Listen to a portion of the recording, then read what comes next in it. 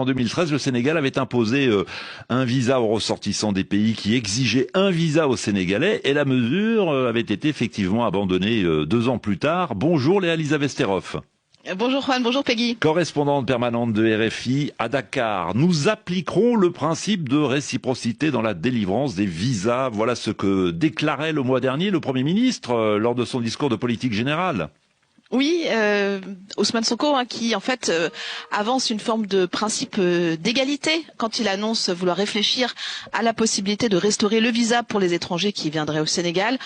En gros, son argument est de dire que si les Sénégalais doivent faire une demande de visa pour se rendre à l'étranger, pourquoi ne pas exiger la même chose des étrangers qui viendraient au Sénégal? C'est en ce sens qu'il a annoncé vouloir engager des discussions avec les pays européens et les États-Unis, notamment sur ce principe de réciprocité. En sous-texte, évidemment, Ousmane Sonko tente aussi d'exercer une pression politique sur les pays demandeurs de visa, car il y a de moins en moins de visas pour les Sénégalais, pour les pays européens notamment.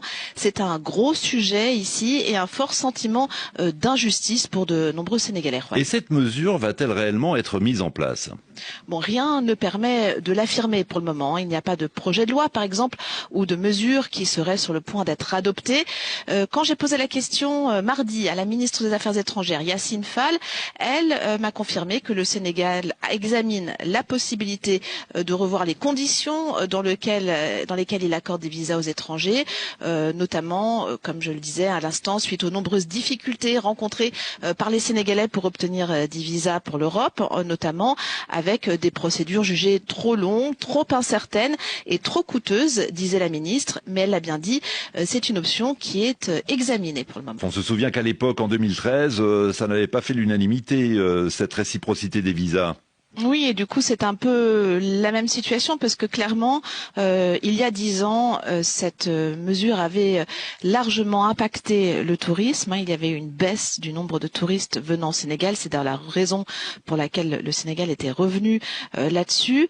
Vous le disiez, c'était donc en 2013. Le Sénégal avait instauré ce visa d'entrée pour les voyageurs de tous les pays, à l'exception de ceux de l'Afrique de l'Ouest, de la CEDEAO.